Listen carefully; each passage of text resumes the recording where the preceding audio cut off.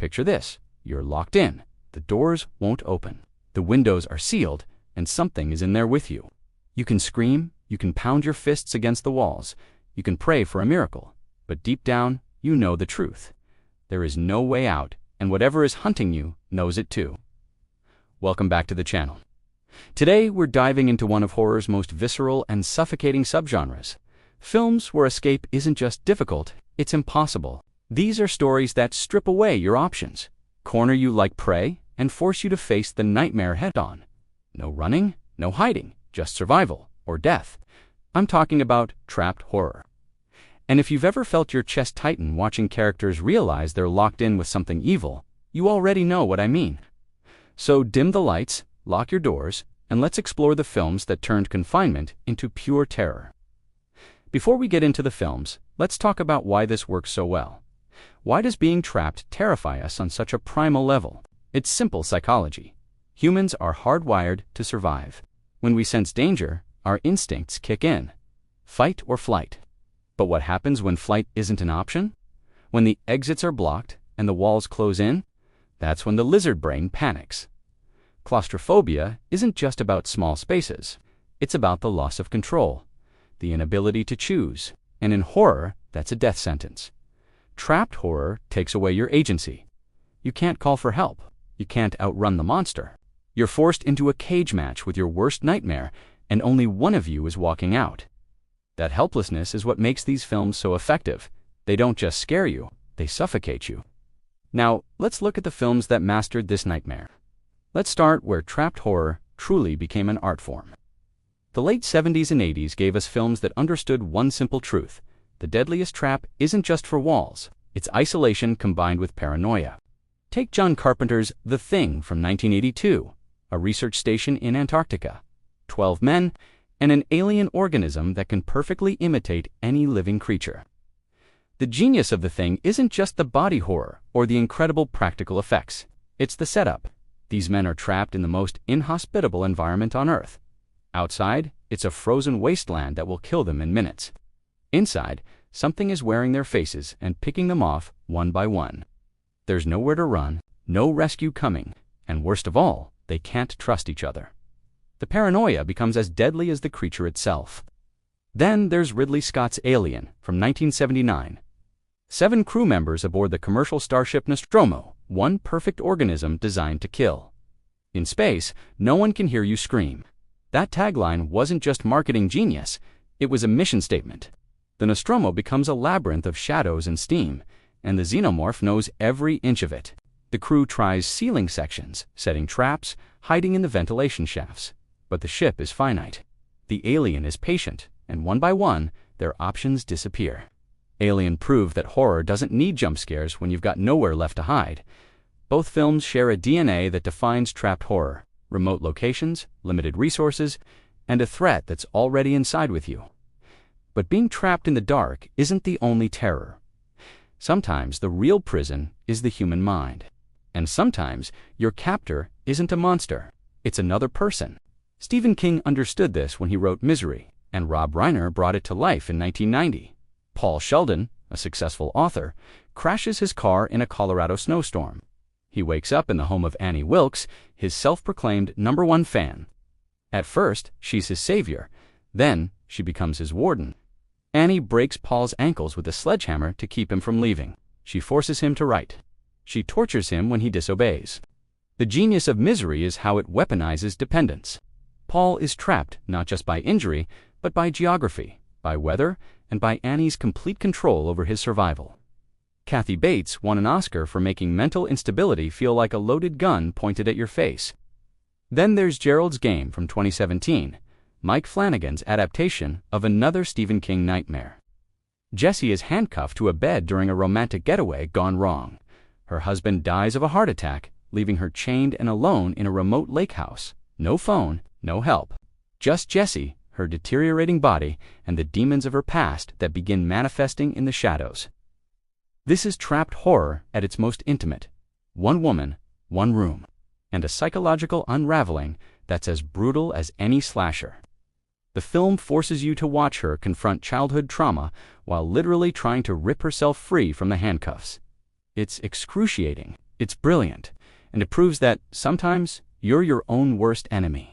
These films show us that steel bars and locked doors aren't the only prisons. Sometimes all it takes is another person's obsession or your own broken mind. Let's move into the modern era, where filmmakers have taken trapped horror and cranked the intensity to unbearable levels. The Descent from 2005 is a masterclass in escalating dread. 6 women go spelunking in an unmapped cave system in the Appalachian Mountains. The first hour is pure survivalist terror. The cave collapses, they're lost, the oxygen is running out. Then, just when you think it can't get worse, they discover they're not alone. Blind, cannibalistic humanoid creatures have been living in the darkness for generations, and the women are in their hunting ground. Director Neil Marshall turns the cave into a living nightmare. The walls are tight, the passages flood, and there's no map leading out. Every choice leads deeper into the earth. The descent is suffocating in the most literal sense. You feel the weight of 1,000,000 tons of rock above you, and you know there's no helicopter rescue coming. Then there's Don't Breathe from 2016. 3 burglars break into the home of a blind military veteran, thinking he's an easy target. They're wrong, so very wrong. The veteran is a trained killer, and this is his domain. He locks them inside and hunts them room by room. The tables turn violently, and suddenly, the predators become the prey. What makes Don't Breathe relentless is how it traps you in real time. No escape routes, no help, just desperate teenagers realizing they've walked into a slaughterhouse. And the blind man's advantage, he knows every creak in the floorboards, every corner, every hiding spot. Darkness is his weapon. And you're in his house now. And we can't forget Green Room from 2015. A punk band witnesses a murder at a neo-Nazi skinhead bar in rural Oregon. They're locked in the green room backstage while the skinheads decide how to eliminate the witnesses. This is trapped horror meets brutal realism. No supernatural monsters, just human cruelty and box cutters. The band members try to negotiate, try to fight, try to escape. But the skinheads control the building. They control the weapons, and they have nothing to lose. Green Room is vicious, unflinching, and proof that sometimes the scariest monsters are people. Now we enter the realm of high-concept horror. Films that take the trapped premise and twist it into something utterly unique, something disturbing, something you can't look away from. Cube from 1997 is a Canadian sci-fi horror film that's equal parts nightmare and riddle. 6 strangers wake up inside a massive structure made of interconnected, cube-shaped rooms. Some rooms are safe, others contain deadly traps. Acid spray, razor wire, flamethrowers, they have no memory of how they got there or why. No food, no exit, just an endless maze of potential death. The brilliance of Cube is how it strips away everything except the premise. No backstory, no villain monologuing their evil plan, just pure survival math. And as tensions rise, the people become more dangerous than the traps. It's a brutal examination of human nature under impossible pressure. And then there's Saw from 2004, which turned trapped horror into a cultural phenomenon. 2 men wake up chained in a filthy bathroom with a corpse between them. A tape recorder explains the rules. They're pawns in a sadistic game designed by the Jigsaw Killer.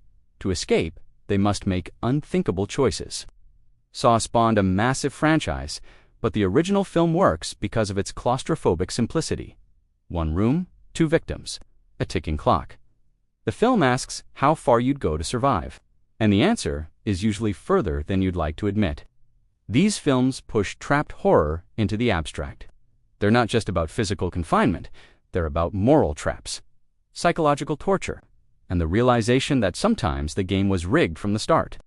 But if we're talking about the most suffocating, hopeless, soul-crushing example of trapped horror, we have to talk about a film that still haunts viewers decades later. Martyrs from 2008. I won't spoil the specifics, but this French extreme horror film takes the concept of imprisonment and stretches it into existential territory. What starts as a revenge story descends into something far darker: a secret organization, a basement, and a process designed to break the human spirit entirely. Martyrs isn't just about being physically trapped, it's about being trapped in suffering itself.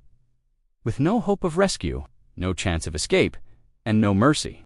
It's a film that asks what lies beyond human endurance, and the answer it gives is deeply, profoundly disturbing.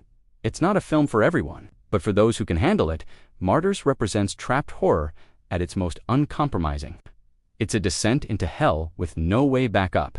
So there you have it. From frozen research stations to underground caves, from handcuffs to haunted mazes. Trapped horror reminds us of our most primal fear, the loss of freedom, the inability to escape, the suffocating realization that the walls are closing in and no one is coming to save you. These films work because they tap into something universal.